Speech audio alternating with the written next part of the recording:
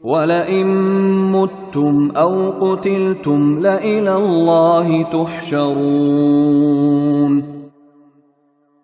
اور اگر تم مر جاؤ یا قتل ہو جاؤ تو اللہ ہی کے پاس تو لے جا کر اکٹھے کیے جاؤ گے۔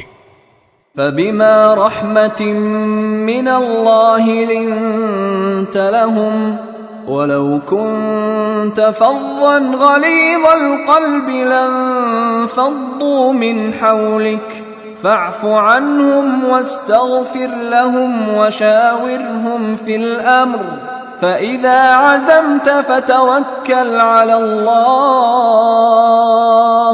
إِنَّ اللَّهَ يُحِبُّ الْمُتَوَكِّلِينَ۔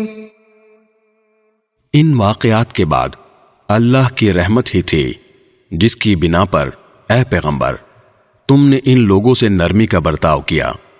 اگر تم سخت مزاج اور سخت دل والے ہوتے تو یہ تمہارے آس پاس سے ہٹ کر تتر بتر ہو جاتے، لہٰذا ان کو معاف کر دو، ان کے لیے مغفرت کی دعا کرو اور ان سے اہم معاملات میں مشورہ لیتے رہو۔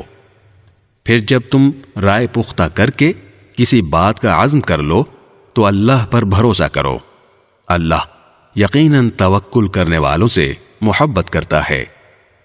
إِن يَنصُرْكُمُ اللَّهُ فَلَا غَالِبَ لَكُمْ وَإِن يَخْذُلْكُمْ فَمَن ذَا الَّذِي يَنصُرُكُم مِّن بَعْدِهِ وَعَلَى اللَّهِ فَلْيَتَوَكَّلِ الْمُؤْمِنُونَ۔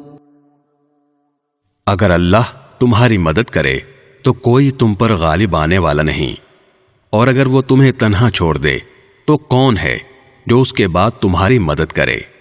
اور مومنوں کو چاہیے کہ وہ اللہ ہی پر بھروسہ رکھیں۔